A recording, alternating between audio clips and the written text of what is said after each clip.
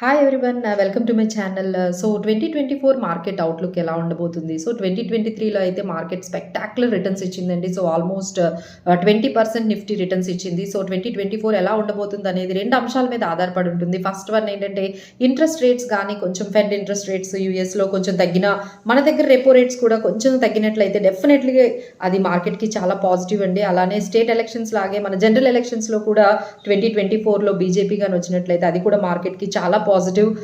So only risks అయితే మనకి geo political tensions and మనకి ఇంకా ఈ కోవిడ్ ఇష్యూసే ఉన్నాయండి. Apart from that 2024 also is going to be spectacular. Next question ఏంటంటే ఎలాంటి సెక్టార్స్లో పెట్టాలి? సో ఈ ఇయర్ మనకి రియాలిటీ అండ్ ఇన్ఫ్రా రిలేటెడ్ స్టాక్స్లో మీరు పెట్టుకోవచ్చు. బ్యాంకింగ్, ఫైనాన్షియల్ సర్వీసెస్, ఇన్సూరెన్స్ సెక్టార్స్లో పెట్టుకోవచ్చు. కన్జ్యూమరబుల్ గూడ్స్లో మీరు పెట్టచ్చు. ఆటో సెక్టార్స్ని కూడా మీరు పిక్ చేసుకోండి, లైక్ ఎస్బీఐ, లైక్